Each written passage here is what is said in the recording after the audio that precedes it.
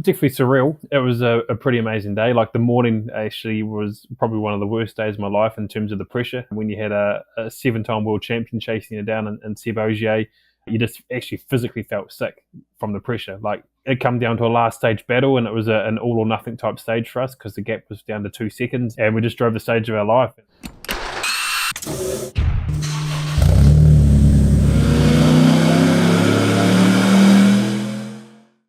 Welcome to the HPA Tuned In podcast. I'm Andre, your host, and in this episode, we're joined by New Zealand's very own Hayden Paddon. Now, if you haven't heard the name Hayden Paddon, then he is a local rally driver. He made it all the way to the pinnacle of the sport, driving in the WRC for Hyundai and even winning the 2016 Rally of Argentina. Now, that is no mean feat, and it is incredibly difficult if you're a rally driver based outside of Europe to break in to the WRC.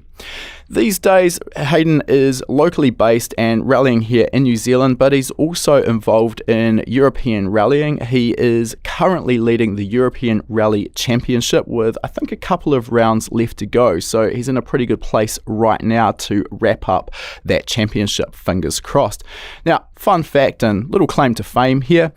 Hayden is based just down the road from us at High Performance Academy. He's based in Cromwell, about a 45-minute drive away, and he competed in our local Coronet Peak hill climb a couple of years ago in his electric rally car, which we'll talk about as we get through our interview.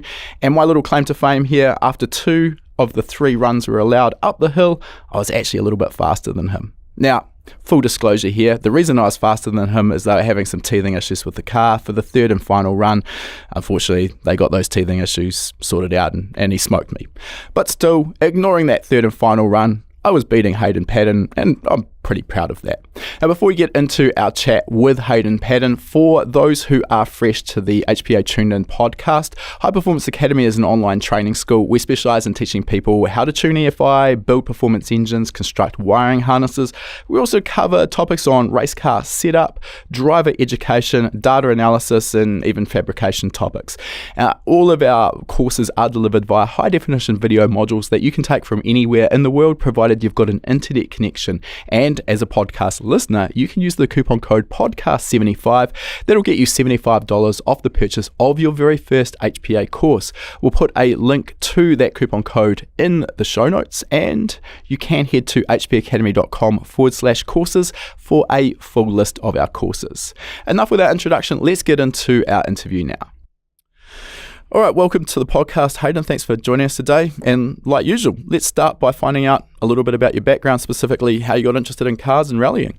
Yeah, well, thanks for having me, Andre. It's good to catch up. But I guess cars and rallying has sort of more or less been in the blood. My father was a rally driver growing up, so I was probably given no choice in some respects. That's what I was brought up around and dragged along to as a kid. And it's my only memories in life is around cars or race cars or rally cars and whatever it may be. It's just been an interest since I was... Pretty well predisposed for that career then. Oh, yes. Yeah. That's all I know. How did it sort of pan out from sort of following your parents around, your dad watching him rally, to actually getting into the driver's seat yourself for the first time? Started in the traditional ways, I guess, as a kid. Yeah, I think Dad brought me a motorised sort of car that I could drive around on the front lawn when I was 2 or 3 years old, and had all the Matchbox toys cars, and you tip all the pop plant dirt out onto the carpet in the house and use that the racy cars and then started in go-karts at the age of 6. So wasn't the fastest of go-karts to begin with. It was only powered by a chainsaw motor. But then from there, you just went through the stages through grass karts and then into racing karts around a proper racetrack. And then, of course, in New Zealand, you can get your motorsport license when you're 12 years old. So as soon as I was 12, it was a matter of getting that license and getting into my first car, which was a little Mini, and then starting, the journey from there. All right, so on that journey, I mean, this is something that if you're not involved, particularly if you haven't had family to sort of guide you and show you the pathway, it can be a little bit daunting trying to figure out how you actually get into competition and do it the right way. So are there any tips you could give to our younger listeners who are maybe on the fence? Maybe they want to try some autocrosses, grass carners, whatever that might be, or circuit racing in their own cars. How do you go about doing that? Yeah, it certainly is daunting when you're not in the right environment to know how to naturally do it, but it's actually a lot easier than what a lot of people think, like particularly here in New Zealand.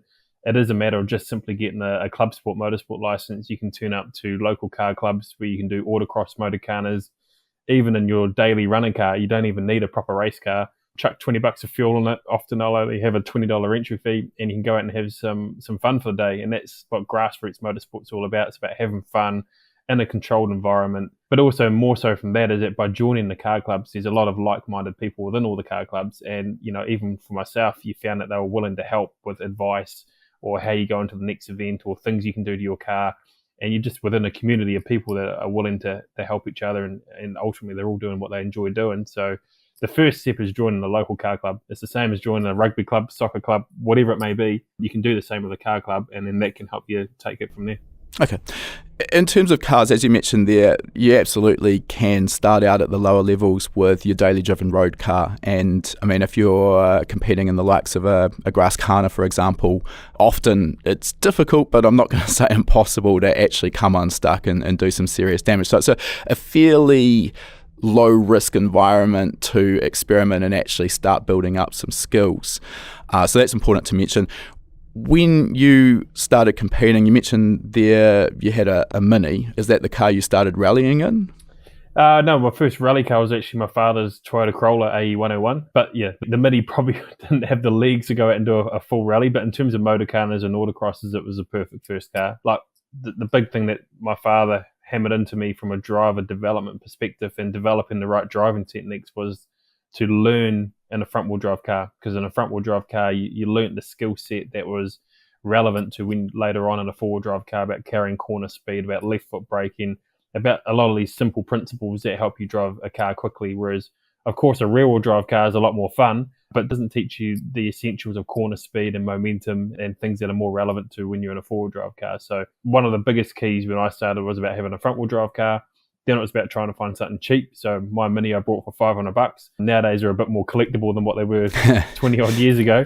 But it's just about buying something that's, well, in our case it's cheap, but you can also source parts for, and that you can work on the car easily yourself. Okay, cheap definitely makes sense, and the availability of parts, obviously while you're building up these skills, you're probably going to come unstuck a few times and do some damage. So if you can repair it quickly and cheaply, then that's obviously going to be a big benefit. I'm interested to dive into the front wheel drive element. Now, we have talked about this on the podcast a couple of times previously, so we are treading on some material we've probably already covered, but I think those who are maybe just spectating and rallying would assume that rear-wheel drive is sort of the place you'd want to start. And you look at the rally cars of years gone by, escorts, etc., going through corners completely crossed up sideways. That's kind of what we think of with rally. We see a little bit less of the extreme sideways with the current crop of four-wheel drives, but front-wheel drive on face value, you wouldn't really think it would lend itself nicely to rally. So why is it such a good training tool? More often than not in this sport, it's often what looks slow and sometimes even feels slow is actually fast. And in our sport, the rallying is ultimately is the battle against a stopwatch. It doesn't matter what it looks or feels like. It's you're trying to beat the stopwatch, and going straight on a loose surface is actually quite challenging, because obviously the gravel and they're acting like a ball bearing effect. So the car's wanting to slide and it's wanting to move around, and actually you're trying to counter that by trying to keep the car as straight as possible to ultimately go as fast as possible. And obviously with the front wheel drive car, you're essentially obviously pulling from the front on the throttle, which is helping you build the momentum, particularly on corner exits, a lot quicker and easier. Whereas when you've got the rear wheel drive car and you're trying to push the car through the corner, particularly if you're pre-apex and you're trying to come on the throttle, then of course if the rear is quite locked or quite stiff, then of course the first thing it wants to do is slide. So rather than all the energy of the car wanting to go straight, it's actually going diagonally, and you're not actually getting the full input of acceleration to go forward. So the front wheel drive car gives you more potential to do that. Of course, you often see a lot more rear wheel drive cars got more power. Like an Escort rally car has often got more power than a little Toyota Corolla. So you often see the rear wheel drive cars still doing very well, and they are a lot more fun and, like you say, more spectacular. But from a driver development perspective, when you're young or new, front wheel drive for me is the best place to start. Okay. And on that note, I'm guessing basically the handling balance and the driving techniques or skills between a front wheel drive and a four wheel drive are more aligned than rear wheel drive and four wheel drive. That's sort of what you're getting at? Yeah, very similar. So like throttle inputs is a big thing. So in a front wheel drive car, you're trying to come on the throttle and try to be quite committed. Very similar to circuit racing. You're trying to do like one brake input, one throttle input, and try and build into the throttle. rear-wheel drive car, you often got to play off the throttle a lot, which is just because, they're very reactive and they're lively and moving around. If you went and did that in a four-wheel drive car, you're on a hide into nothing. So it's probably teaching you the wrong driving inputs, if you like. Yeah, okay. So essentially, while we see rally as cars being super sideways going through the corners and it's great to watch, the reality is what you're actually trying to do to go faster is reduce that and be more of almost a road race or circuit race line through the corner, limiting how sideways you're going so you can get the power down and accelerate. Yeah, there's a lot of variables, but generally you're trying to keep the car as straight as possible. For me, there's different driving styles. So for me, I like to have the car straight on exit, but I do all my sliding and all my rotation before the corner. So often I'll be quite sideways before a corner because I'm using that to also slow the car down. But then from mid to exit, I'm trying to be very straight. So if I come off a corner with a lot of anti-steer or anti-lock, then I'm losing time. But then some drivers, like when we were in the WRC team with Terry Neville, he was very pointy, very straight into the corner, very loose in all the setup and the differential. So he could literally just turn the car and it would turn and try and come off the corner straight. So everyone's got a different driving style. So there's no sort of one-size-fits-all answer to this is how your rally car should be set up and this is how you should drive it to extract maximum time. No, everyone's different. I think the big thing is that you have to be straight on exit. So no matter what driving style, it can all vary between entry and mid. But on exit, you have to be straight. So when you're on the throttle, you're accelerating in a straight line and get maximum speed. Well, one thing I have always wondered, just coming from my own circuit racing and hill climb background on tarmac, is that on a circuit in particular, we try really to limit how much the car is sliding around. You're taking a conventional racing line through the corner, trail braking into the corner, and then getting back on the throttle as we exit the corner. And that's generally accepted. That's the fast way around it. It's also kind of minimising how much you're beating up on the tyres.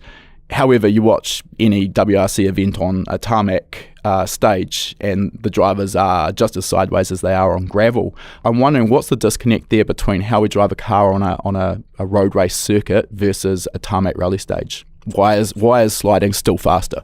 I wouldn't say sliding. For me, it is a lot closer than what it is on gravel. The limitation is the tyres. So like when we're on the gravel rallies, we have essentially a semi-slick tyre because you need a tyre that can work in various conditions. Often the road's dirty for us. We don't have like a completely clean racetrack, so the car's moving on the loose stones or dirt that's been dragged out. But also the tyres, they move around a lot as well. So to compensate that, you do have to be a little bit more aggressive on the car and on the chassis to compensate for the lack of performance from the tyres. And that does mean the car moves around a little bit more. But the general driving habits is very similar to what we do on the racetrack in terms of trying to get on the throttle really early, trying to carry the speed, trying to let the car flow is the biggest thing, not trying to kill the speed, not trying to over brake or over slow the car. It's just about the same as a racetrack, letting the car flow, one brake application, one throttle application, and trying to be smooth. But like you say, the car is moving around somewhat more than what it does on the racetrack. Just coming back to what you mentioned there with gravel being pulled onto the road even on a tarmac stage. So I'm interested, how do you develop your driving through a stage? Because you've gone through, and we'll talk about pace notes as we go through this, but you've got your pace notes, so you know what the corner is coming up. You've got that dialed in based on the passes you've had through that stage. And I'm guessing at that point, obviously, no competitive cars have gone through the stage. Everything's nice and swept and clean. And then once the first half a dozen competitors have gone through and they've cut some corners and they've pulled gravel onto the tarmac, how do you approach that when you come up to a corner that you think should be relatively fast and then all of a sudden commit to that corner and it's covered in gravel? It's really tough on new rallies that you haven't done before, because if it's a rally you've done before or a stage that you've done before, you have a bit of information of where you expect dirt and pollution to be pulled onto the road and you adapt to it. On new rallies, you are simply doing it on what you see and you have to adjust on the spot. So you are having to make really quick reactions. You have to stay in the line. It's no different to gravel. You've got to stay in the clean line. So if stones and marbles and everything are on the road, you've got to go where the two clean lines are, which might mean you have to put half the car off the road in the cut, for example, because if you stay in that loose stuff, it is like ball bearings and you've got no control. So you have to adjust on the fly, and that's the beauty of our sport with rally, and there is so many variables and it is always changing. It keeps us on our toes, and that's, I guess, what keeps us, excited by the sport as a driver. Yeah, definitely. One other element just in terms of the driving techniques with rally, the braking I think I had the benefit many years ago of sitting in the co-driver's seat with one of our local competitors, and I think for anyone who hasn't been for a ride in a rally car, it's an absolute eye-opener. Not necessarily in the outright performance in terms of acceleration. I mean, ultimately, these cars aren't hugely powerful, but the eye-opener for me was the braking performance, particularly on loose gravel.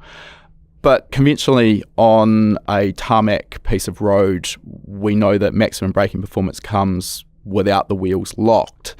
However, on gravel, as I understand, it's quite different because you sort of, if you're locking, you can get through that sort of surface layer of gravel and down to what's below, getting more braking performance. So can you talk us through that, or was everything I just said complete garbage? No, I wouldn't say we search for locking of the wheels, but we don't dislike the wheels locking, and it's always in that initial braking application where your first braking application, you're putting 60 odd bar of pressure through the brake pedal to really get the grip. But as a driver, a little bit like what you say, as a driver, that initial braking application, you actually get a feel for the grip of how much grip there is on that particular braking point or corner or whatever it may be. And if the wheels are locking, then you've got high grip. So often then you can roll out the brakes a little bit earlier to try and get the car to roll to the corner. Or if you tend to find that it's locking and sliding, then you don't have a lot of grip, and then you've got to sort of pulsate the pressure a little bit more. And rather than it being like a very straight up and down, like tarmac, like linear braking application, if it's very slippery, you often find you've got a bit of a tabletop because you're trying to find the grip as you get closer to the corner. So the cars brake very well, but it's a combination of the tyres. The tyres are exceptional on gravel. We're obviously pretty used to it, but people who are not so familiar with gravel, when they hop in, like you say, that's the first thing that they notice. But also, I think it's just the way the suspension and the inertia of the chassis working with the suspension, and you're loading up that front tyre, which is helping you slow down, and also it's unloading the rear, which helps you rotate the car. So it's about everything just working in combination with each other. Sure. Yeah, that makes sense. In terms of coming from New Zealand and obviously making it to WRC, the pinnacle of the sport, I kind of assume that we have a disadvantage here in New Zealand with the access to sort of just building up your skill set. Obviously, we don't have much, if anything, in the way of snow and ice, which a lot of the European rallies do. And compared to the likes of maybe some of the European and Scandinavian drivers, where even their taxi drivers are opposite locking through roundabouts in the middle of winter, that becomes a natural sort of skill that they don't even need to think about. So from New Zealand, how do you go about building up that skill set and being competitive against these European drivers? Yeah, obviously we grow up on gravel here in New Zealand, so when we go overseas, we've got some good experience in terms of gravel, but rallying, like you say, is so much more than gravel. I think in the WRC, maybe 60% of the championship is gravel, and then the rest is either tarmac or snow.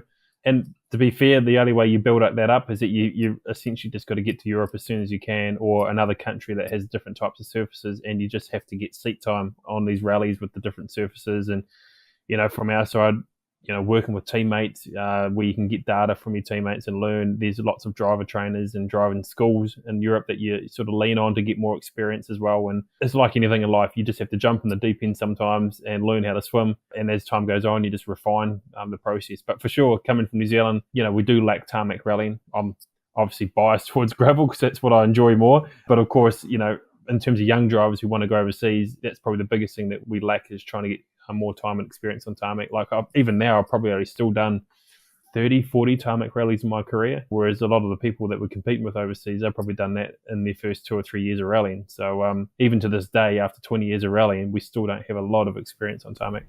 Just because of the conversation we've just had about the similarities to circuit racing, and I know that over the last 5 or so years you've been pretty active in circuit racing here in New Zealand as well, and proven that the talents you've got on gravel work just as well on a racetrack. But is that a viable technique to learn tarmac rally? I mean, obviously there is still some pretty big disconnects, but and if that's the only option you've got in terms of upping your skill set on tarmac, is it viable?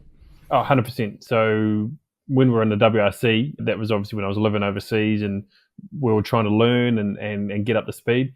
Obviously, post WRC, when I come back to New Zealand, we're now living here at Highland, so we've got a place right on the side of the racetrack here. And like you say, we've done a little bit of circuit racing, not a whole lot, but done a little bit over the last few years, and obviously done a bit of shakedowns and stuff with cars on tracks from time to time here.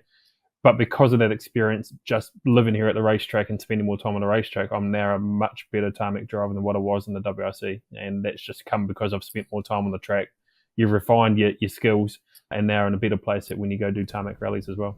Yeah, makes sense. All right, let's get sort of into some of the more nitty gritty. And you've got a book that you put out quite a while ago, sort of a autobiography of your sort of experience up to the point you sort of were in WRC. And I know that you made quite a big point in that book earlier on about the importance of learning centre diff tuning. And I think, if my memory serves correct, that was sort of around the Mitsubishi Evo 8 and 9 platform, but I read that book a few years ago, so forgive me if I've got it wrong. Just in terms of that, let's start with, what is the centre diff for those who have no idea what we're talking about, and then what control over that centre diff have you got with modern electronic centre diff controllers? This was back in the Mitsubishi and Subaru days. It had the active electronic centre diffs. Nowadays, actually, a lot of the cars are fixed mechanical diffs. So we've gone away from that somewhat now, just to try and keep things a little bit more simple. But yeah, like you say, back in those days when we were a small local team here, we're just family and friends, and you're trying to develop things. And naturally, I've always been a very competitive person, always looking for the next edge, whether it be in myself or the car, or whatever it may be. And it just come a point with the car where we thought, okay, we want to find something more. So we wanted to start dabbling with the centre diff controller, which is obviously like its own little standalone computer. I'm not an engineer or mechanic, so you probably know a lot more about it than what myself does. But essentially, obviously, the centre diff controller is effectively controlling the amount of drive that's split between the front and rear differential. So often, I believe on the Mitzi, it was more controlling how much drive was going to the rear because the front was fixed. But for us, with the amount of parameters and control you could have over how much drive it was put into the rear, whether it was under braking, how much yaw you had on the car, how much throttle input you had in the car. And basically, we got to a point where I learned to map the diffs to my driving style. And it was a matter of, we didn't do it in any scientific way. We actually started very, very basic.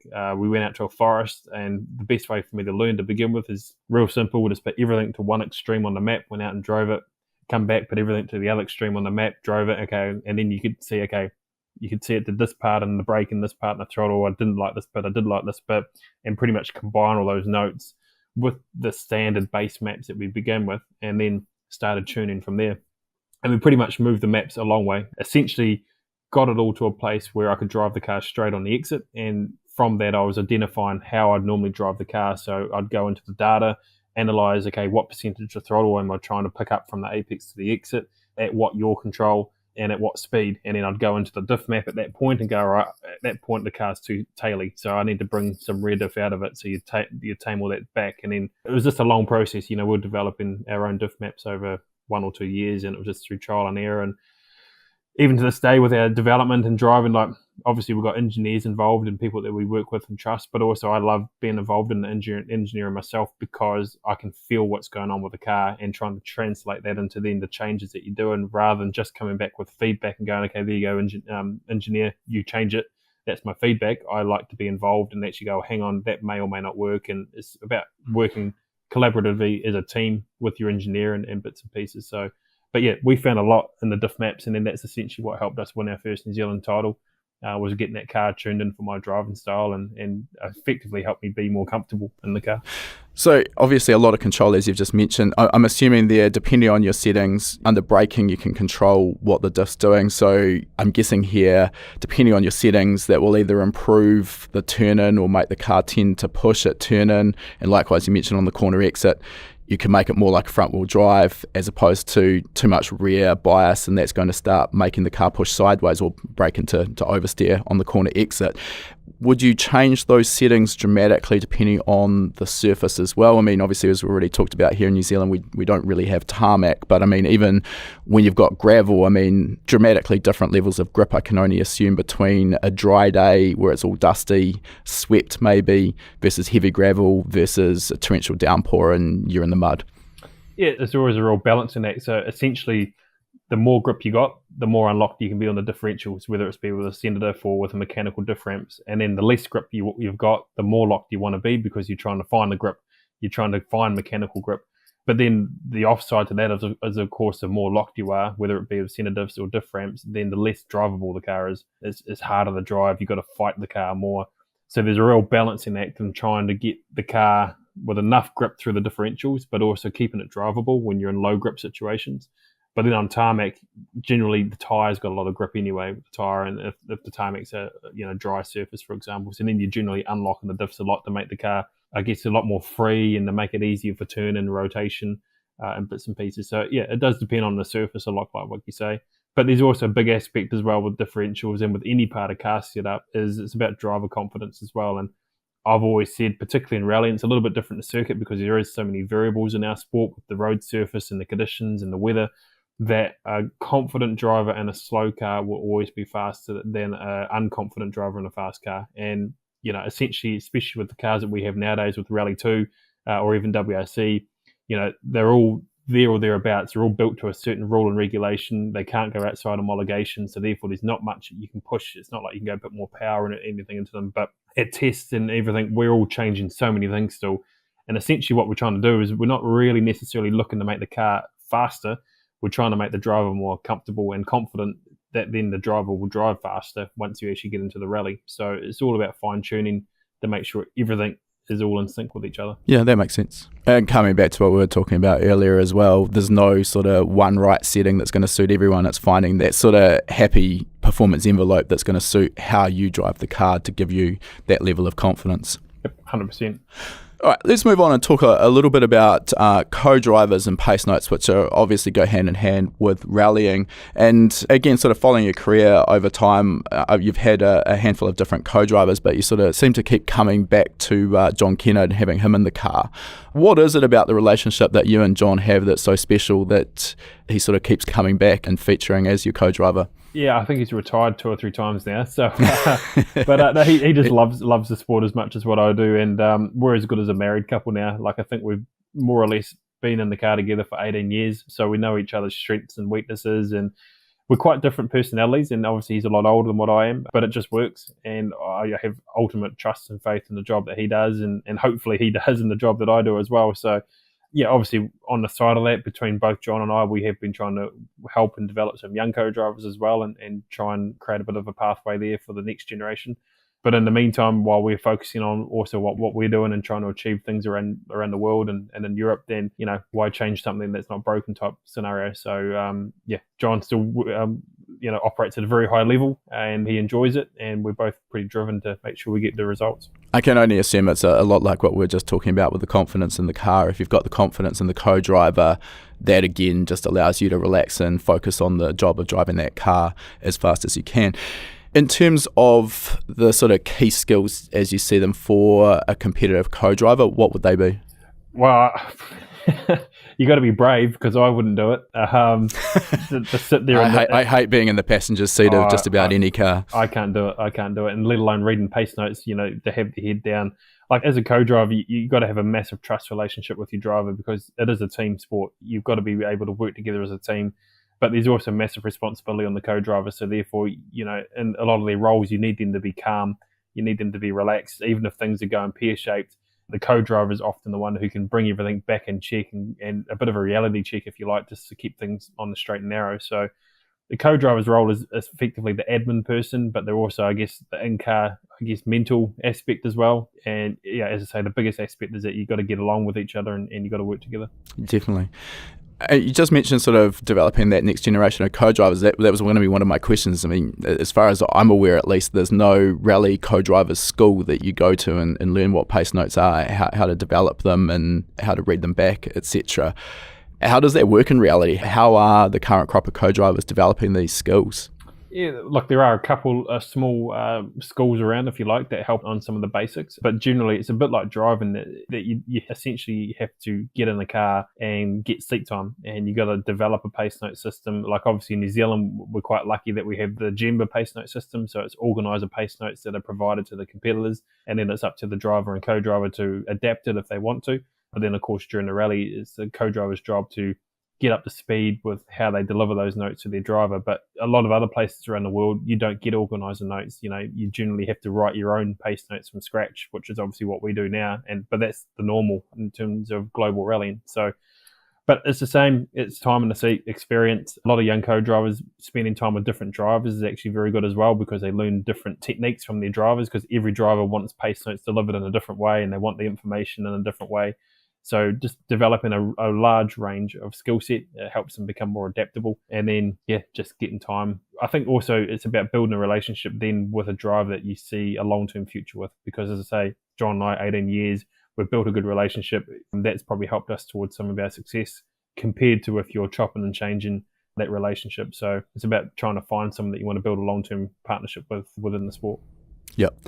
One of the questions that I've always had is, when you're taking a pass through a stage to develop your pace notes, at least as I understand it, you should be at normal road car speed. I don't know if that's always the way that pans out, but you come up to a corner at 50 kilometres an hour that in a rally you're going to be taking it, I don't know, maybe 80 to 100 kilometres an hour. Things look very different. So how do you sort of work on your pace notes and go, is it just from experience, what you're going to need to adjust with those pace notes versus going through at rally speed and road car speed? Yeah, it's a bit of both of, firstly, what tools that we use in the recce car to help us identify those corners, but also secondly, like you say, experience. Experience is a big factor because when you're doing the reconnaissance, you're actually trying to visualize what you're doing in the rally car at 2 or 3 times the speed, how the car's going to react, what sort of speed you want to carry.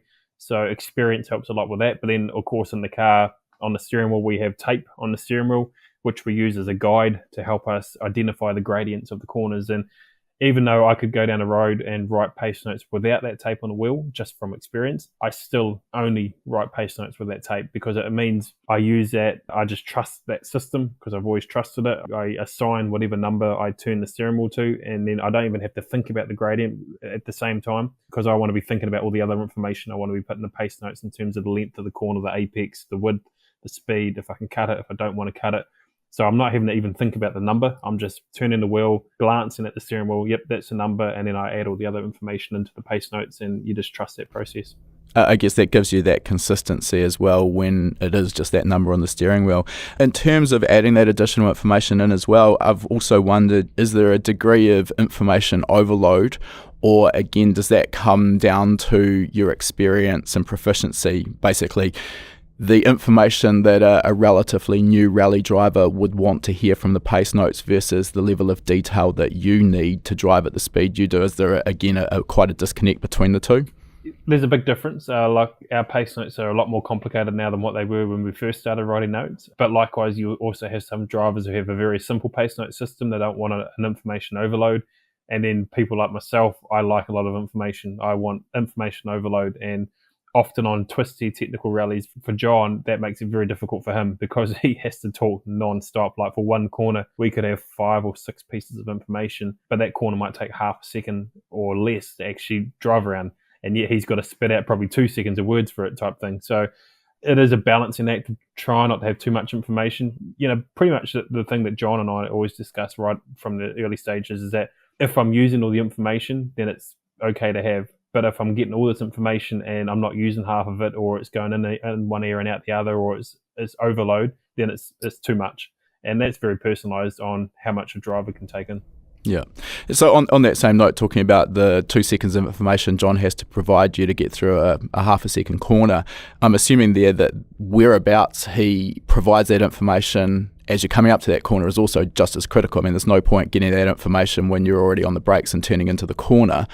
Is this, again, something that John now can just do? He knows when you need that information and you don't have to think about it? Or are there areas where you have to sort of say, hey, I need the notes quicker or slower or anything like that? Yeah, it does change sometimes. Generally, in the fast flowing stages, we want the notes probably 2 corners ahead. In the tight twisty where there's not a lot of momentum in the car, you're often 1 corner ahead because you're just trying to focus on driving the car as well. But where it gets really difficult for John is if you get into a stage, for example, it's rained and it's become very, very slippery, or we had in one of our previous rallies, the tyres were going completely off, overheating halfway through, and therefore you had to really sort of back off to manage the tyres. That's where John struggles, or not John, but any co-driver, because their head's down. So they have their natural sort of delivery of, yep, that's how fast I normally deliver the notes. But as soon as the car slows down from an outside reason, then the co-driver has to try and adapt, but then they have to actually start trying to look because I see what's going on, but the co-driver doesn't necessarily see what's going on. So that's where it becomes a big challenge for them.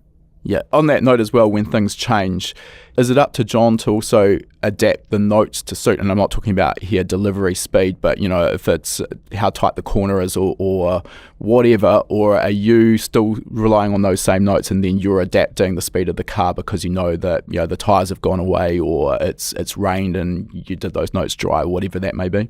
Yeah, no, the pace notes stay the same. Like you say, as a driver, you adapt, and it's about just keeping everything consistent and not having too many variables in there. This is going to be probably a difficult question to answer, but for those who, again, have no previous experience with rallying, could you give us an indication of what good quality notes does in terms of your time per kilometre versus if you were forced to drive that same stage blind? Obviously, it's going to depend on the specifics of the stage. I mean, it's how long is a piece of string? Yeah, exactly. And it depends if you know the stage or not from previous years or whatnot. But if you, for example, were to try and drive a brand new piece of road blind versus on good pace notes, probably the best way to describe it is if you went up and down a road that you haven't driven before when you're out testing or even on a racetrack or whatever it may be, generally by the fourth or fifth or sixth time, if it's a short piece of road, so let's say 2 or 3 kilometres, it's enough that you can remember. By the fourth or fifth time, you can start to actually drive it quite fast without pace notes. What pace notes allows you to do is to drive it fast on the first pass. So you're not waiting until you know the road after 5 or 6 attempts at it. You're going flat out the first time, and that's where the pace notes have no room for error, because if you've written your pace notes wrong in the reconnaissance, you'll drive into those pace notes, and that can be the difference between you keeping it on the road or off the road, because you have to have, at our level anyway, you have to drive 100% confidently to those notes. You can't drive with 10% of margin thinking, oh, it might not be right, because then you're going to be at the back. So a lot of the work that we do in our sport is on the reconnaissance, and that's why it's so important that we have good pace notes, good recce, good preparation. And if you do all that, it makes the actual rally weekend a lot easier. When it comes to repeating the same rally, I mean, most of the time the rallies are going to stay reasonably consistent in terms of the stages, the start point, the finish point. So you kind of know what you're dealing with. So when you're going back to the same rally time and time again, and we did this with WRC, but you do it here in New Zealand with the New Zealand Rally Championship, at that point, when you've done this rally, let's say for the last 10 years, and you know that stage like the back of your hand, you've probably got onboard video you can review. At that point, do the pace notes sort of become less important and more just a sort of a casual reminder of what's coming up, or are you still absolutely reliant on them as well? Still absolutely reliant, but for probably a different reason. So if it's a brand new stage, you are like fully tuned on the notes and processing everything and trying to read what's ahead of you by what you see as well. But when it's on a stage that you've done before and you've got good knowledge of, especially here in New Zealand, like often rallies are probably 50% the same stages each time you go back, or they reverse them or whatever. But when you're on a stage that you've got good knowledge of, and there's a few here in New Zealand, I still use those pace notes religiously, but more so as a subconscious reminder for me of how I drive a corner. So like if I hear a 1/2 right opens tightens, for me in my head, that just automatically, I respond to that with a small brake, a downshift and a throttle. So what the pace notes are then doing is not really telling me where to go, because I know where I'm going. It's telling me how to drive each corner to its maximum. And actually, I've had it before where, there's a road that I know very, very well, but then you don't have your co-driver in the car with no pace notes. You just got silence, and you actually feel naked. It doesn't feel right, because there's that disconnect all of a sudden. And as a driver, you use those pace notes to help you drive that road as fast as you can. Yeah, absolutely. I guess it just almost takes away one of your senses that you've been relying on the whole time you're in a rally car. So yeah, I can understand that.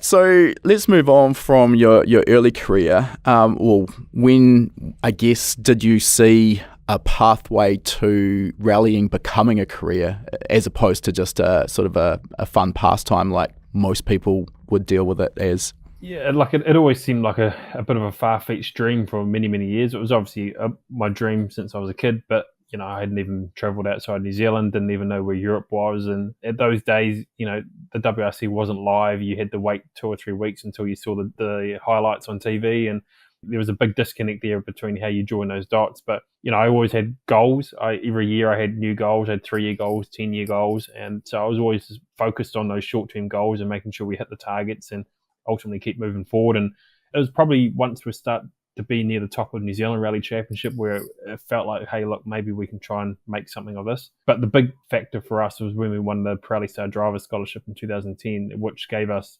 6 fully funded rounds in the Production World Championship in 2010. And to be honest, without that scholarship, we were in no position for ourselves to fund such an opportunity. Like, that was effectively $1 million New Zealand, what it would cost to do that championship. And without that scholarship, we would have never had that leapfrog to go from New Zealand to Europe. So there was an element of trying to be in the right place at the right time. It's not necessarily about luck. It was about, we knew these scholarships were there for 2 or 3 years, and that's what we're building up towards. And even the center differential tuning and things that we're doing a couple of years prior to that, it was all building up to that. It was all building up to putting ourselves in the right place at the right time to try and create those opportunities. And then, of course, once we got over there, it was a matter of creating new opportunities and making sure we're in the right place at the right time.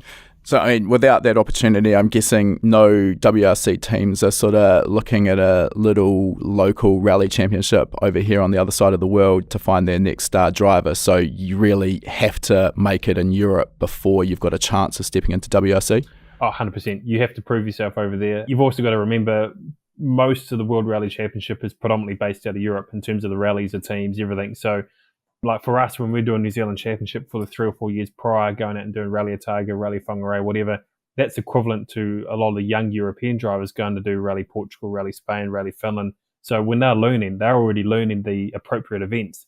Once we go over, we've adapted the driving basics and pace notes and things, but then we've actually then got to go over and relearn all these events, which are completely different to New Zealand, which the young guys over there, it was already part of their learning. So they've got a massive advantage. Yeah, you're always on the back foot, but you just got to be patient with the process, and there is no fast track way in. Like, rallying's massive on experience, more so than circuit racing. We don't have simulators. You can't simulate rallies or conditions that well. There's onboard videos that you can get familiar with stages, but there's nothing like actually being there in the moment and feeling it in the car. And the only way you do that, you just got to get experience. And that, to get the experience, obviously costs money, and a very expensive sport. So there's many different facets to it to actually get yourself in a position to then, I guess, market yourself as a young driver that's got potential for a factory team. So I'm guessing here that your Pirelli scholarship worked pretty well because you did get into WRC, but join those dots up for us. How did that sort of process work out? It was still a long process. We knew after that scholarship year, we had to keep funding ourselves in those support categories. So PWRC was equivalent of what, I guess, WRC 3 is nowadays. So then we knew we had to get WRC 2. We had to go upper spec in cars. We had to prove ourselves. We had to still get experience on a lot of new events that we hadn't done before.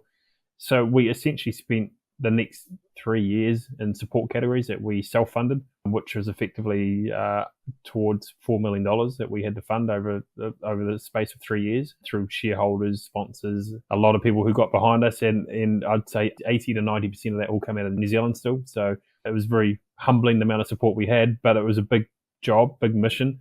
But even through all that, we're digging ourselves financial holes. To be honest, looking back at it, there was probably 2 or 3 scenarios or situations here where we probably should have pulled the pin because it just didn't financially add up. But I guess we were so stubborn, and by that stage, I guess, so focused on the ultimate goal of trying to get into a WRC team that we just kept on pushing through. You just kept on trying to break down the barriers, and certainly very challenging, but we believed in what we were there to try to achieve, and you just had to stay focused on that. Ultimately, you did break through. It wasn't all sort of champagne and caviar in the end, but you did break through and get a drive with Hyundai. So how did that come about? How did you sort of get it picked up by a WRC team?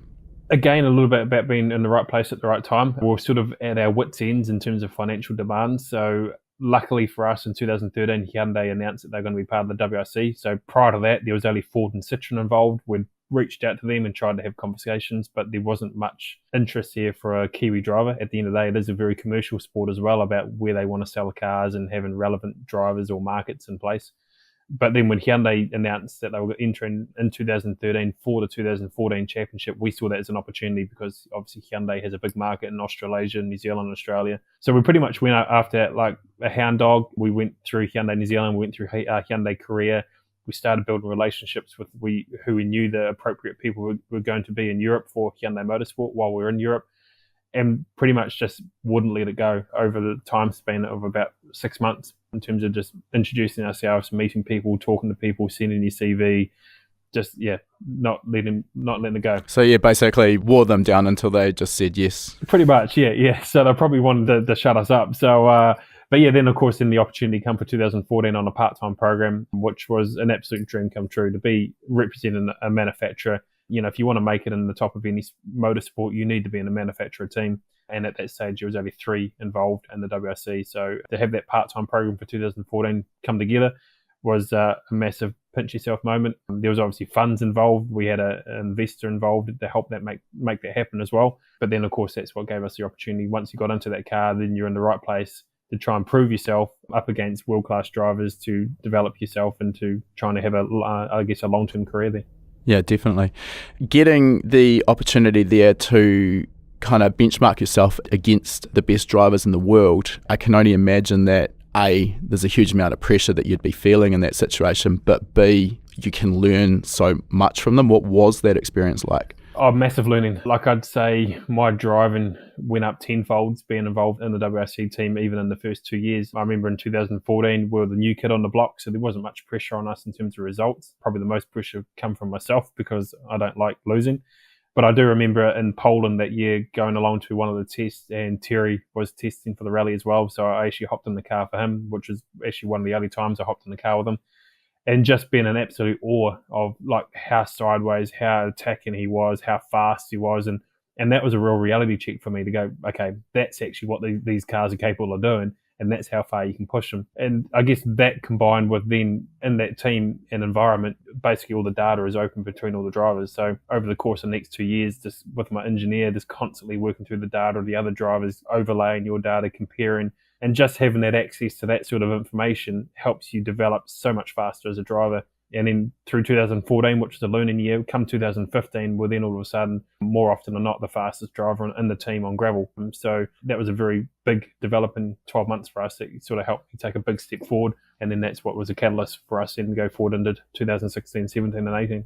Now, again, if my history is correct, it was 2016 Argentina that you ended up standing on the top step. I mean, that must be incredibly satisfying coming from such a small country in New Zealand and then competing on the world stage, the best of the best, and actually coming up tops. Talk us through the emotions. Definitely surreal. It was a pretty amazing day. Like the morning actually was probably one of the worst days of my life in terms of the pressure. When you had a 7-time world champion chasing you down in Seb Ogier, you just actually physically felt sick from the pressure. Like you knew you'd spent, it wasn't just about that rally in that week. It felt like it was like about the 15 years it took to get to that point. And watching, my idols, Colin McRae and things as a kid doing those same rallies and everything, it just felt like an accumulation of so much that led to that moment. And obviously it come down to a last stage battle, and it was an all or nothing type stage for us because the gap was down to 2 seconds, and it was that opportunity to go, okay, we're not letting this opportunity go because you don't know when this opportunity is going to come again. And we just drove the stage of our life. And of course, then, once you'd actually achieved it, then the afternoon was essentially like the best day of your life. You just didn't believe it. You're able to do something that you didn't think was necessarily possible. And it's a tough one because obviously incredibly proud that we're able to win that rally. And it's something obviously I'll have with me forever. But there's a sense of, I guess, not embarrassment, but it's a bit of a double-edged sword because I felt that we could have won more than one rally. And I didn't want to be remembered for winning just one rally.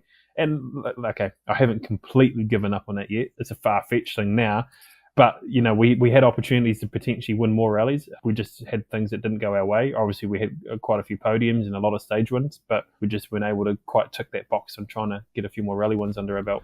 I mean, let's keep this in perspective. I think ticking that one box that you've ticked probably puts you in the top 0.01% of rally drivers anywhere in the world, which is something that no one can take away from you, and you should be immensely proud of. It is unfortunate that couldn't connect the dots on a few more, but I think that's still something that have to really sit back and take credit for anyway.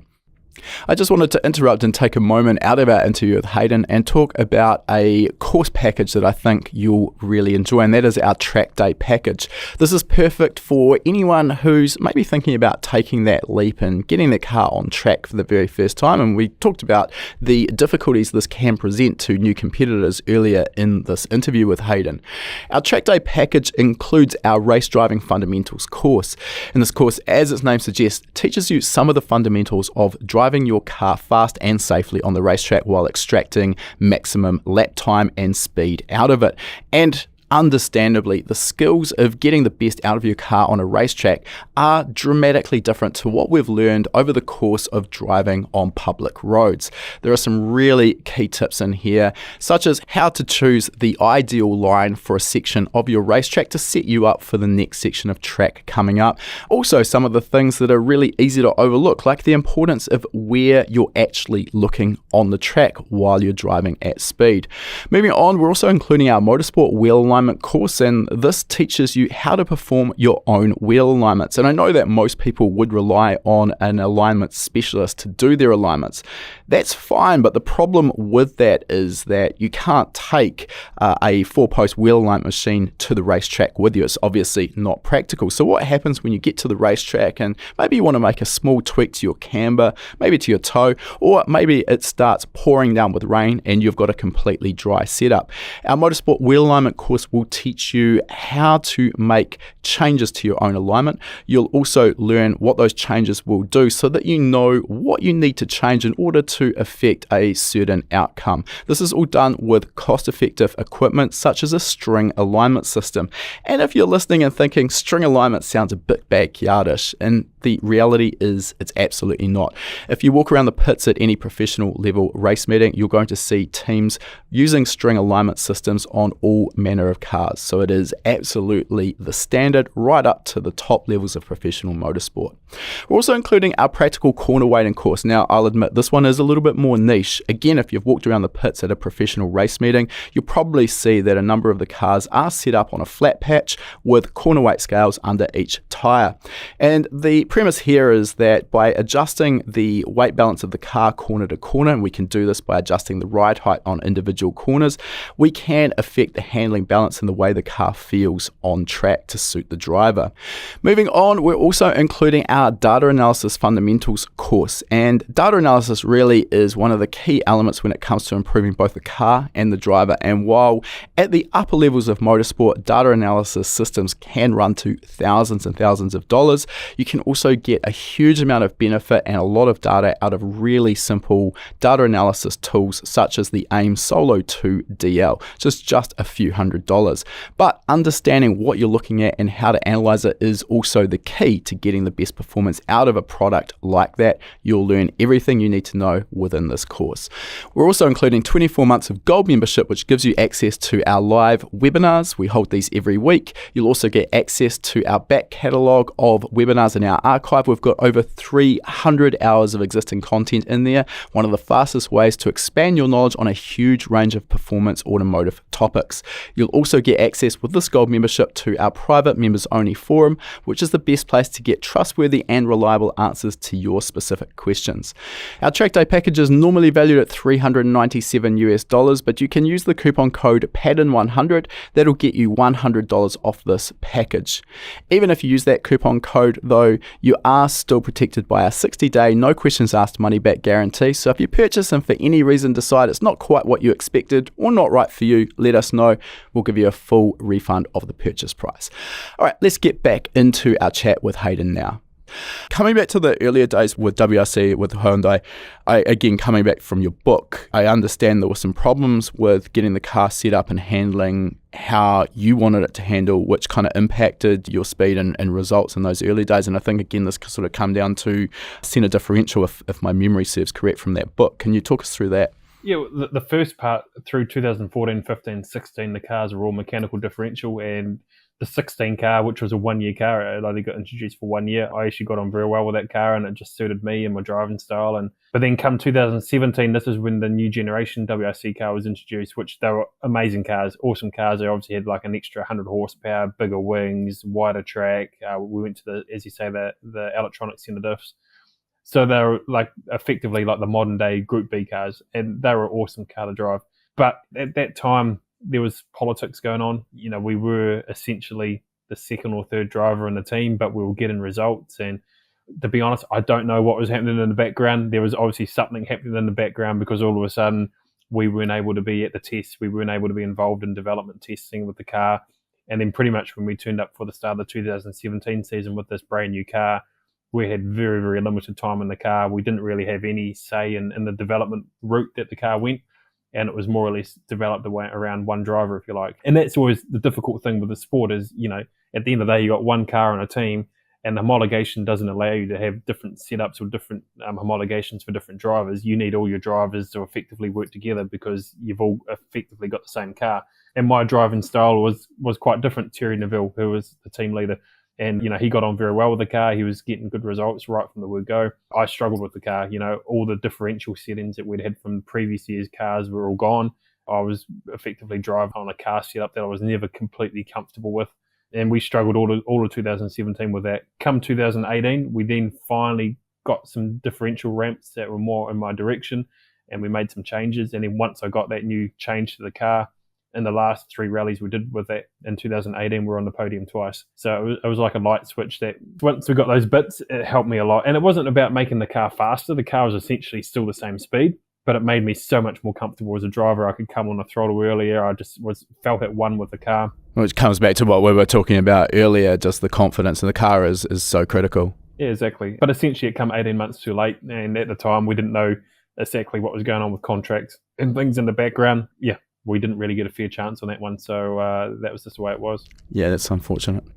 I think from the outside looking in, most people would assume that rallying for a manufacturer team in WRC is, 7-figure contracts and private jets and all of the good things that come with that sort of rock star lifestyle. Is that the case? No. Rallying's very underrated. Like you've got your top, I'd probably say 3 or 4 drivers there who are on not bad salaries, but nothing like Formula One, nothing like other forms of circuit racing. Our first 2 years at Hyundai in 2014, 2015, we were funding. We had to fund quite a lot of money to be in that position, but obviously it was an opportunity for us. When we got our 3-year contract for 16, 17, 18, we're on a salary, 6-figure salary. I wouldn't say it's 7-figure.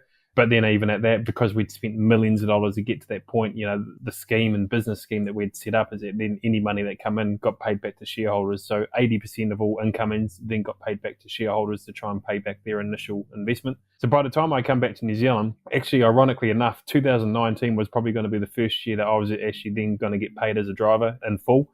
But then 2019 is when we lost our contract. So when we come back to New Zealand in 2019, we had paid back the shareholders, which was obviously first and foremost. That was a big thing for me because they had a lot of trust and faith in us to begin with, and to pay them back was a nice thing for us, I guess, personally. But yeah, financially come back no better off than what I was probably 10 years earlier. So it was never about the money. It was more about doing something that I love to do, the experience. And, if I'm to say, I firmly believe rally drivers are not actually respected in the financial way as much as a lot of other motorsports. I'd say at the moment, there's probably only 6 or 7 drivers paid in the world of rallying. If you compare that to circuit racing, there's hundreds of drivers paid in circuit racing, from GT, endurance, NASCAR, V8 supercars, Formula One, Formula E. There's so many opportunities in circuit racing and rallying. It's driven by passion. It's not driven by money. Yeah, I mean, it's interesting to get that inside perspective on it because, like I say, what we see from the outside is obviously not a realistic take on what's going on. As you mentioned, probably no driver in WRC is doing it for the money, but also when you're operating at that level, you kind of want to be rewarded for the results that you're getting. So, yeah, it's a bit of a double-edged sword there, I guess. In terms of your sort of move back out of WRC when your contract wasn't renewed, I mean, obviously a tough time in your life, but can you talk us through sort of how that panned out? Yeah, it was unexpected because for 3 months prior to the end of the 2018 season, we had an agreement in place. We had a gentleman's agreement. We had many meetings. We had shaken hands. We agreed on the rallies and the terms and everything. We were just literally waiting on the piece of paper. But, as I was saying earlier, like as we were so loyal to the brand and brand loyalty was a big thing for me, they knew that we weren't going to go talking to other teams. And that meant that they could just sort of hang us up on the fence, if you like, and just wait and see what was happening in the market. And then, of course, once Sebastian Loeb wanted to come out of retirement, of course, as a 9-time world champion, you're always going to want to sign them up. And as they sort of kept us waiting, we were effectively the only driver that they could, I guess, easily get out of a contract with. So we're, I guess, a bit of collateral damage to that, if you like. So yeah, it was a shock. It was unexpected. Did I think it was fair? No. I think we had a lot more to deliver, and I think we could have delivered a lot more. But I guess that lit a fire inside to go, okay, I'm not done. I sort of feel like I was at my peak at the time, driving wise. So it was about coming back to New Zealand and using that fire, if you like, to motivate myself to go, okay, let's go do this our way. Let's do this the Kiwi way.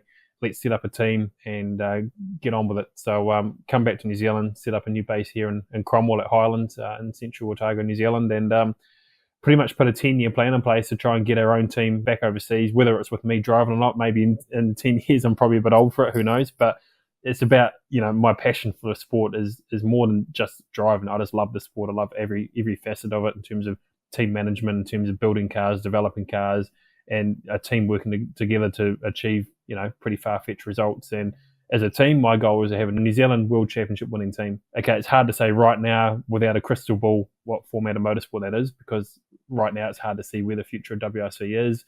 It's hard to see where it's all going with the tech and cars and how that's going to affect our sport. So it's about us being adaptable, and in the meantime, that's about our team getting some experience overseas, building the knowledge, building up the new tech with EV, hydrogen, hybrid cars, so that we can put all the pieces of the puzzle over the coming years and actually then put together a championship, structure. Okay, a bit to unpack there. So first of all, is it realistic? I'd love it to be realistic, but is it realistic from your perspective to go head to head with manufacturer funded teams in WRC from a New Zealand-based team? WRC as it stands right now, no, but that's where the WRC needs to get it right, because it needs to be in a position where there can be privateer teams, not even from a performance parameters, but even just from a financial side, that privateer teams can afford to compete. At the moment, you can't. It's just completely unrealistic. You can't run a Rally 1 hybrid car as a privateer team. So they need to get that right, so privateer teams can come back in again like it was 10, 15 years ago. And then when that opens up, then it does present opportunities for the likes of us. But that's why I'm not trying to be too narrow-minded, because it may not be WRC that we're trying to fight for a world championship in come 2030. Maybe it's something in an off-roading, Dakar, rallycross. There's so many variables. For sure, it's probably going to be something off-roading of some sort, whether it be rally or whatever. But we do have to keep an open-minded on what that looks like. Okay. Talking about the technology in the cars, I mean, I kind of see over the 20 plus years that I've been in the industry, this obvious movement in technology. Everything's moving forward, things are changing, and I kind of feel where worldwide motorsport is at the moment, I'm talking Formula One, WRC, just about everything. I kind of feel like at the moment there's not really a clear path forward. You see Formula One with hybrid technology, with the KERS system, with the MGUH that they were running. I think that's gone for 2026.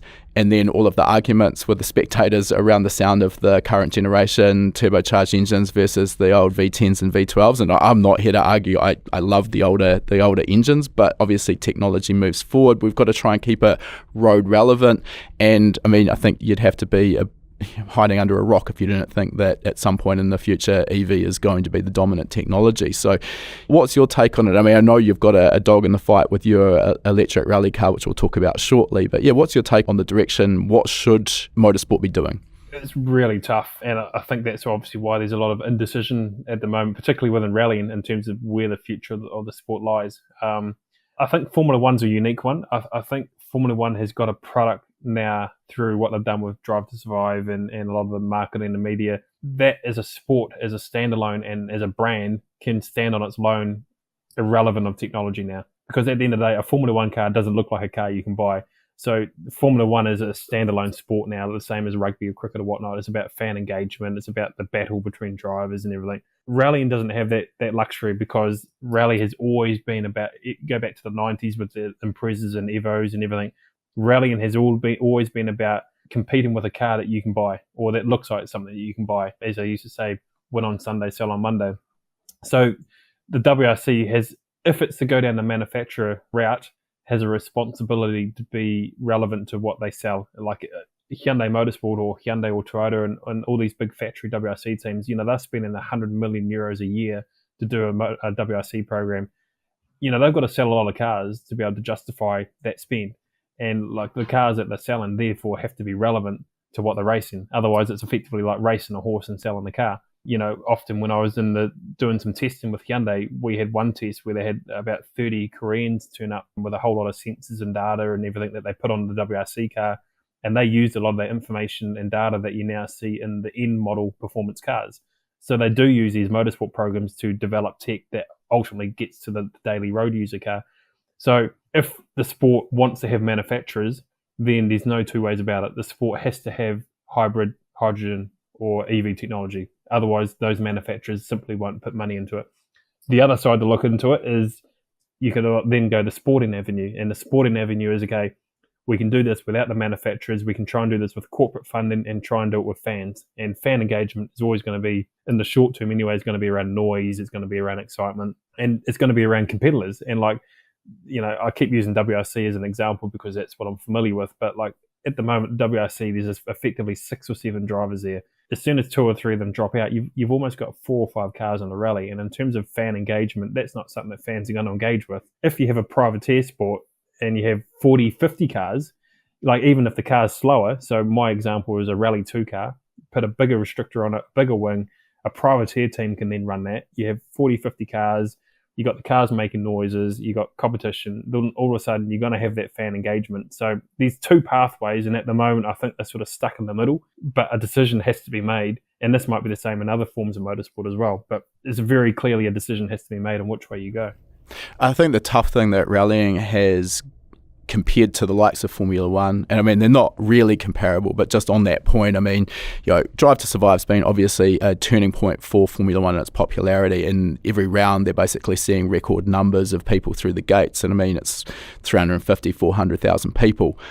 And it's relatively, there's not a lot of friction for a spectator other than paying your entry fee for your ticket. There's not a lot of friction to actually get among the action, whereas rallying, I've done it. It's a hard sport. You've got to be pretty dedicated to be a rally fanatic. Generally, it's the middle of winter. You're traipsing out into the middle of the forest. It's 5 o'clock in the morning. It's pitch black and raining.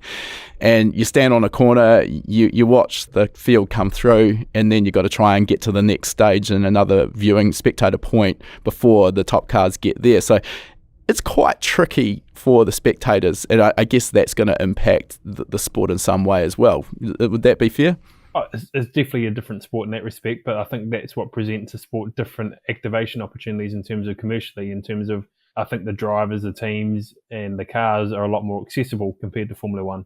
You can get out in the forest, you can actually stand beside the car while it's getting ready for the stage, or you can do rally ride days and you take, your customers out on the day after a rally and you get them to experience the sport themselves. You get to see the service crew in action. So yeah, very different like what you say, but also more accessible. You can do a lot more with media. You do a lot more live streaming. Yeah, it is a different sport and you do have to be a passionate rally fan to really get the most out of it. But I think there's a lot more that the sport can do to engage more and to get more fans in as well, because there is a lot of people that don't even know what rallying is or wouldn't know, like you say, how to even go out and watch a rally. So there's a lot more the sport can do to help itself. All right, so if Hayden Paddon was the king of world rallying and got to make his call on what direction the sport takes, what are we going? Are we going down the hybrid path, the full EV path, or are we looking hydrogen? Which, in your opinion, if you had to place your bet now, is going to be the technology that wins out?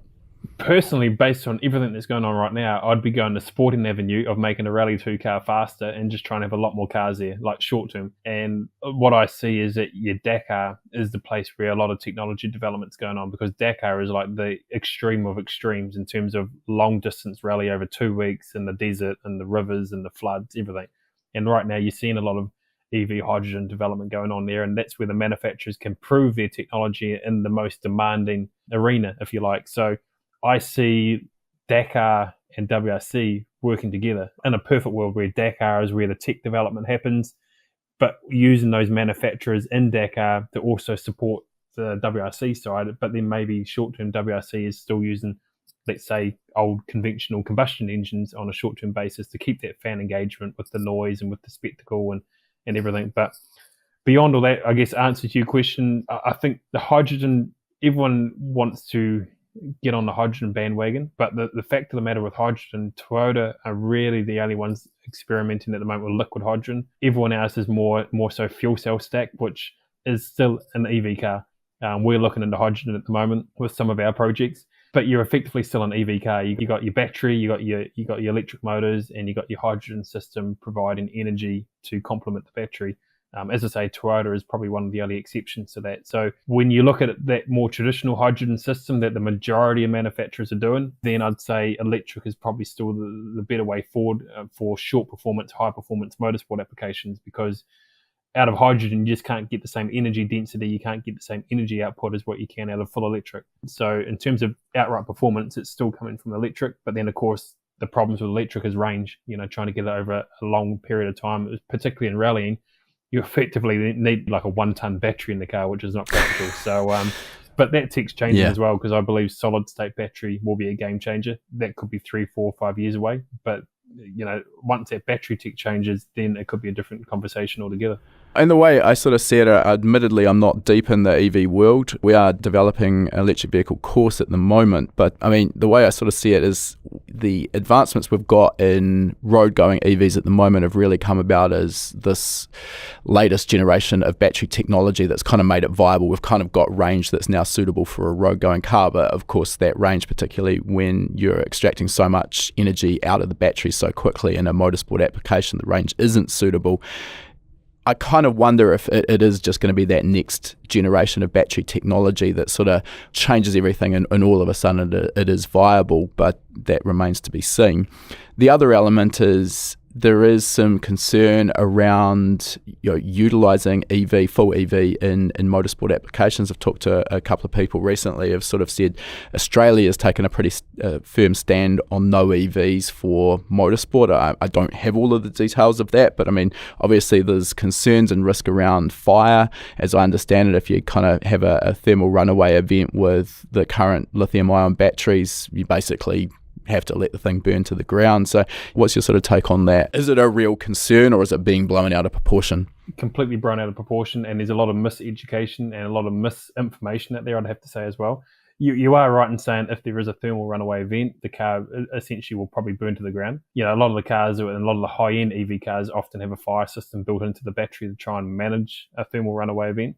But the part that people forget and gloss over is the likelihood of a fire out of an EV car is so much less likely than a combustion car. And we've seen a couple of instances recently of EV cars burning. There was a couple of rallycross cars in the UK. But I mean, it always seems to be a front page headline story that if an EV, even out on the road, an EV car burns to the ground and whatnot. There was a stat that I saw recently. It's something like 0.8% is what the chance of an EV car is going on fire compared to a combustion car. There are combustion cars burning down all the time. Yeah, but they don't make the headlines, do they? That's the problem. Don't make the headlines. Same, I've had 2 rally cars burn to the ground before. And likewise, when you have a rally car start going on fire in the middle of a forest, it's gone anyway. The chances of you putting it out with a 2 kg fire extinguisher in the middle of nowhere is very, very seldom. So yes, there is, if the car goes on fire, it's not good. But then you've also got to remember if there is a malfunction in the car. So for example, with our EV car, we have so much warning if something's going wrong. If we have a thermal runaway event starting, we could have 30 to 60 minutes to try and respond to that in terms of putting the car in a safe place where it's not going to damage anything else. It's motorsport. We take the risk that these things can happen in terms of damaging the car or you crash or it burns or whatever.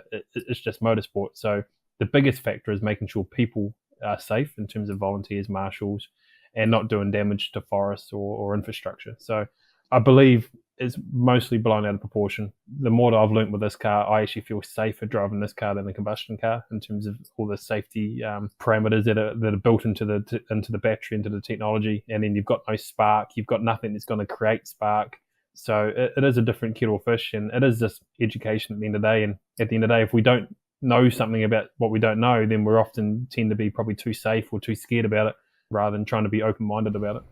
Yeah, I mean, it's definitely still early days in terms of mass adoption for motorsport. So, yeah, as you say, people tend to be a little bit sort of apprehensive about what they don't understand and what's new. But I guess, it's inevitable that as time goes past, things will change and the rules will evolve. Now, it's probably a good segue into talking about your electric rally car. So give us maybe a high-level view of what that is and why you decided to go down that path. Yeah, well, probably continuing a little bit from when we come back here in 2019, it was, about trying to create a project that was going to give us a point of difference. And prior to that, a couple of years earlier, actually, someone planted the seed about building an EV rally car, and I think I laughed them off the phone at the time because I'm as much of a petrol nut as anyone else. But during my time with the WRC team, and then obviously working with a lot of our sponsors, it became very obvious to me that we needed to be more commercially relevant to create the opportunities to help essentially fund what we do, to help keep the sponsors and keep the funding coming in. But also, as a small team on the other side of the world, we needed a point of difference to stand out from the crowd in terms of just running another combustion rally car or program, or just the same as hundreds of other motorsport teams. So we made a decision to build one of the first EV rally cars in the world in 2019. We did it all in-house here, apart from working with a technical partner in Europe who helped us with battery and motor. But then on the software side, we did it all, the design of the car, everything. We did it in-house, and then we launched that car late 2020. And we've been sort of developing the car ever since now. We sort of probably get into phase 2 of the project, which we hope to implement over the next probably 12 months to take it to the next level.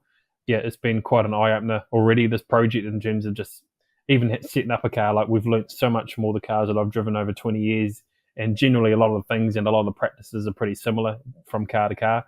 In this car, everything was like, seemed to be upside down in terms of how you set up the suspension, how you set up the diffs, the weight transfer and the weight distribution of the car, even how you drive the car.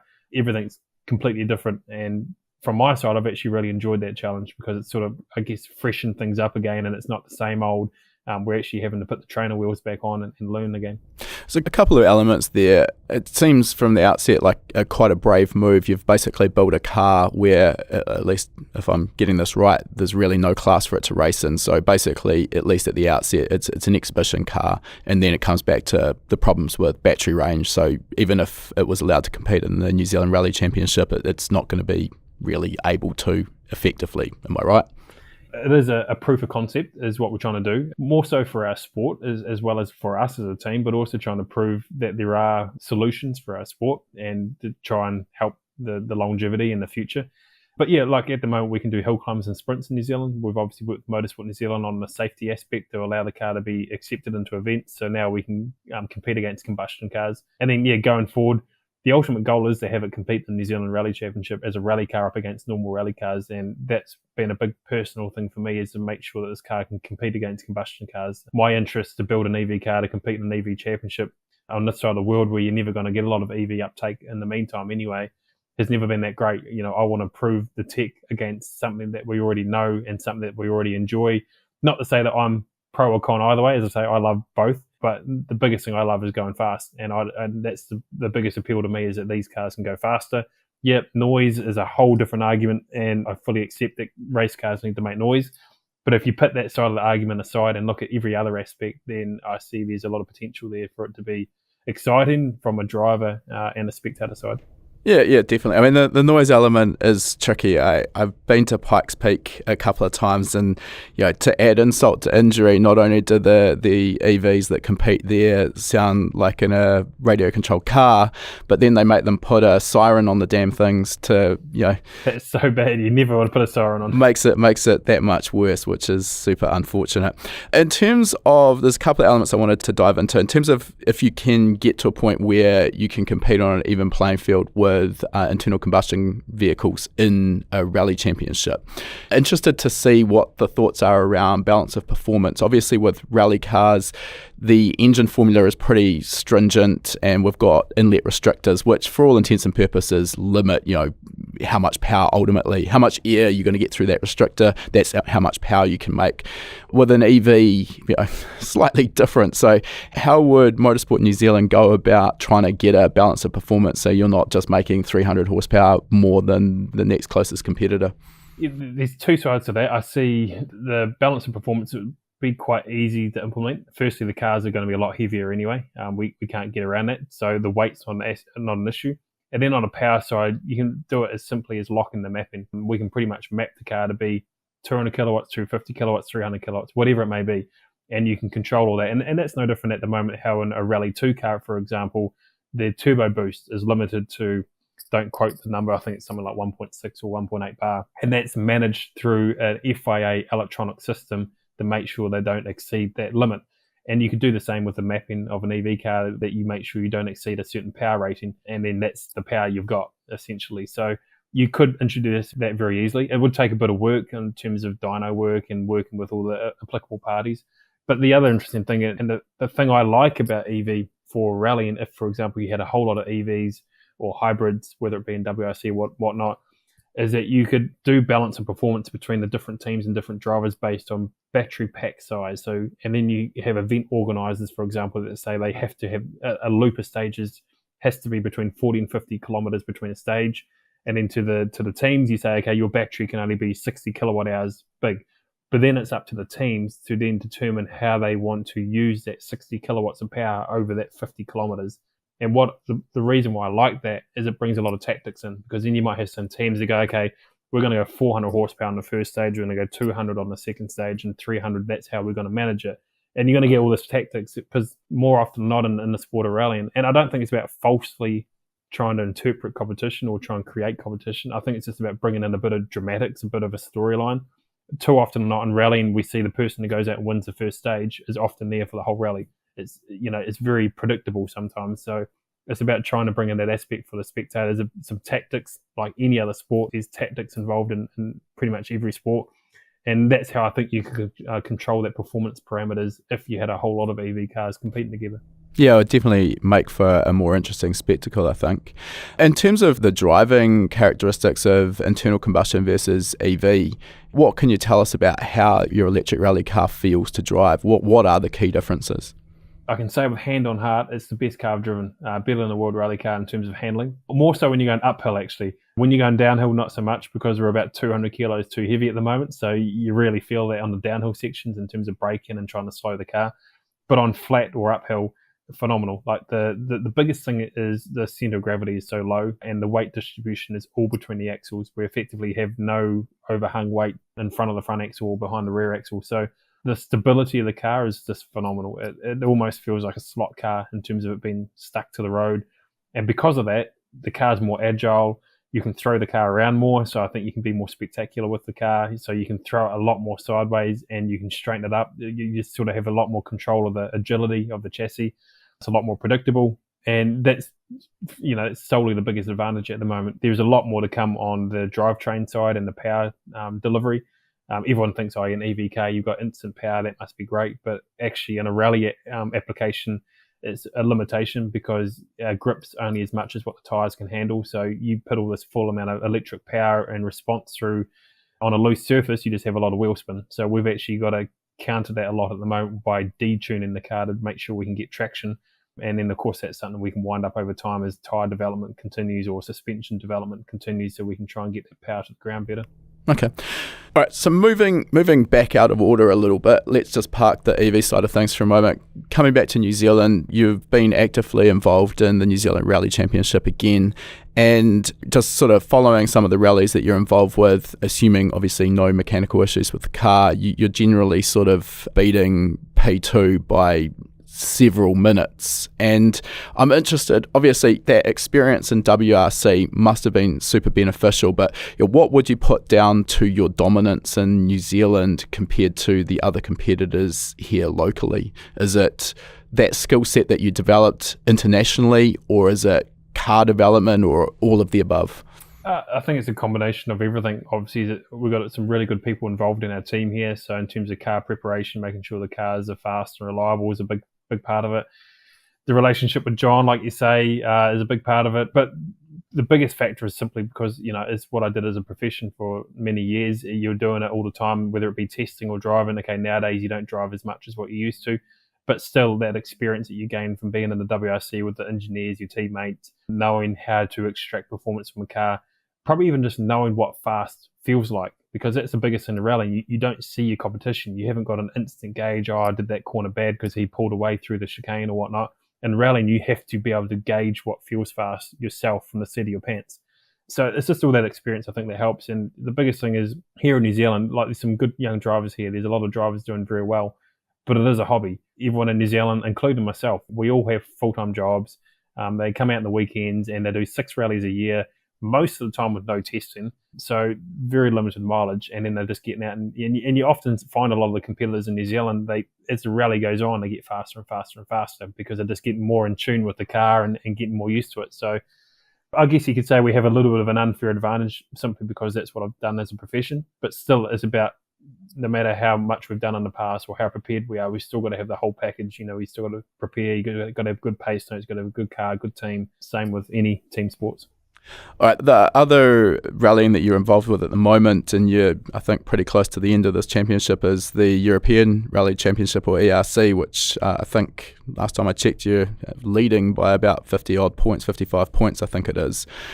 What made you sort of get involved with that? Is that sort of come back to, if you want to be relevant on the world stage, you have to be in Europe? Oh, 100%. If we want to be creating opportunities for both myself and the team, we need to be in Europe. Obviously, COVID sort of locked us up here for 2 or 3 years, so we're sort of on the back end of that, trying to get back to a bit of normality in terms of being back over there on a regular basis. And we obviously started with a small WRC2 program last year with our own car and our own team. The initial plan is that we were then going to do a full WRC2 championship this year, but what we sort of learned last year, there was probably 2 main facets to the decision to go to European Championship. Is one, going into the WRC2 rallies, you're at the back, you're behind the Rally 1 cars, the roads are destroyed, it becomes a bit of a lottery if you do or don't break the car. And as a driver, that's not what I enjoy. I enjoy driving flat out. I enjoy good roads. That's why we rally, is to go out and, enjoy some of the best roads in the world. So you want to be the first competitor on the road, not the last.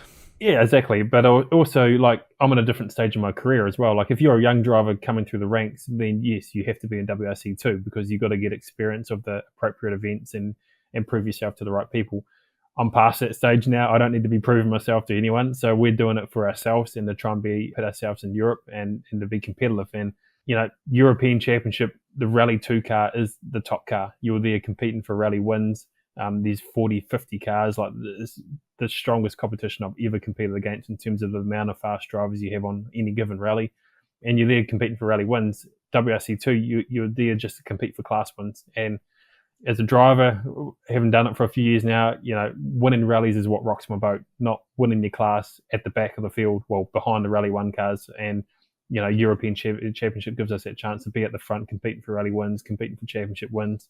And then, of course, the bonus of it all is that, European Championship's probably not quite, but is a little over half of the budget of WRC2. And obviously, when you're coming from New Zealand, especially at the moment, there's certainly a bit of a pinch going on around the world economy-wise. Finances play a big part of it as well. Yeah. Well, on that note, sort of how important is the sort of, I guess, sponsorship side of professional rallying versus actually just being fast in the car?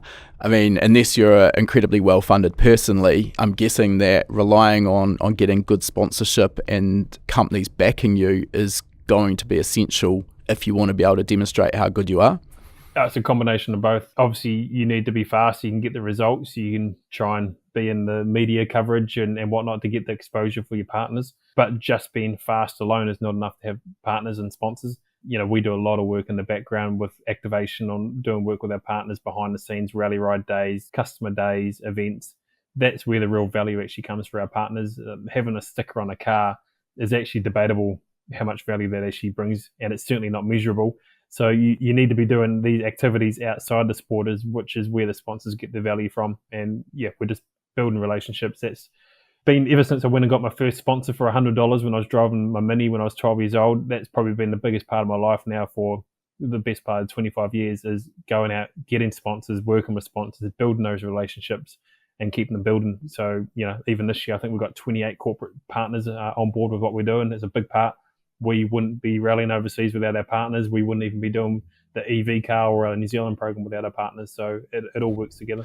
We could probably hold a podcast on this topic alone, but are there any key elements of advice you'd give to young up-and-coming motorsport enthusiasts in terms of how to get and cultivate sponsors? It's hard. Cold calling is always very hard.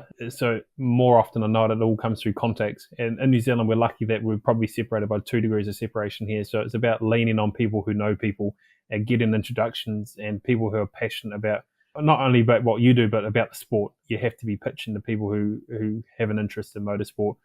But then the easiest way I look at it is that when you're putting a proposal on someone's desk, is trying to think outside the box in terms of what you offer them. Don't just offer them a sticker on the car and it's going to cost X amount and I'll go out and make sure your brand's on TV.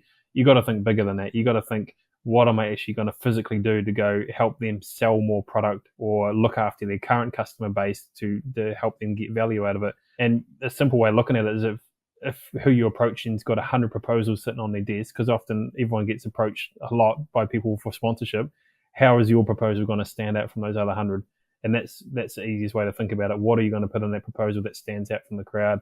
How you're going to approach them? And then, of course, once you got them is how you look after them. Big thing for me is under promise and over deliver. And by working on that sort of philosophy, then you can build a relationship and you keep over delivering, and it allows you to build it into bigger things going forward. I had exposure to the other side of that sponsorship deal, which was being asked for sponsorship when I ran my old company. And the thing that always came through was people would come with their hand out asking for XYZ. And typically the handful of people that we actually sponsored, I think out of sort of 6 or 8 people we sponsored over 10, 15 years that we're running that business, basically you never heard from 90% of them again. Once the deal was done and they had whatever it was they wanted, that was the end of it. Which, I mean, I guess works for them in the short term, but if you want to build up a long-term relationship, it needs to be a two-way street. And I think there was one competitor that we dealt with, and after every event, we got an email report on the event with some photos that we could use, and it's just small things like that, which only take a bit of time, not a lot of money. That's what really makes a big difference, I think. So, some tips there. Like I say, we could go on for hours about sponsorship, but we won't, and I do want to move towards wrapping this up anyway, Hayden. And we do so with the same 3 questions that we ask all of our guests. And the first of those is, what's next in the future for you? I mean, you've given us a little bit of insight already, but anything else you want to add to that for you and Paddon Rally Group? Yeah, obviously short-term goal is to try and win European Championship this year. That's never been won by a non-European in its 70-year history. So that's something that means a lot for me and the team. So we've put all our eggs in the basket to try and achieve that this year. And so far, so good, but never count your chickens before they hatch. So trying to wrap that up and then obviously build on a program within Europe next year as well and try and get our team more involved as well. And then ultimately, we're looking towards that sort of 2030 to try and have our own team competing globally, competing at a high level. So, step by step, we'll just keep working towards that. Exciting times. Next question, is there any advice you'd give to a younger version of yourself or maybe one of our younger listeners to help reach where you are today in your career faster? And admittedly, you've got quite a unique career, but I'm interested in anything that you can add to that. I don't know if you'd necessarily want to do it faster, because I think by doing it in a methodical way, you get the necessary experience to make sure you're best prepared once you get the opportunities. Probably the best advice I've always thought of is you've got to be so patient, particularly when you're young. When you're young and eager, you want things to happen quickly. But in motorsport, it doesn't happen quickly. And you've got to ride the lows just as much as the highs. It's not all roses all the time. So because of that, you have to be super patient. You have to build the experience, and networking is a big thing as well, making sure you're networking with the right people, putting yourself out there. And then between being patient and networking, then hopefully all the pieces of the puzzle can come together over the following years. Yeah, great advice. Last question for today. If people want to find out more about you, follow you and see what you're up to, how are they best to do so? Got any social media accounts or anything else they can follow? Yeah, of course, we've got all the social media. So paddonrallysport.co.nz, and then, of course, we're on Facebook, Instagram, Twitter. I think we even got a TikTok now. I don't really know much about TikTok, but anyway, we're learning as we go. So, all the channels are under Hayden Paddon. Perfect. Well, we'll put links to all of those accounts in the show notes to make it easy for people to find. I think, TikTok's one I've personally tried to stay away from, but got to move with the times and give the people what they want. So, HPA also on TikTok, believe it or not.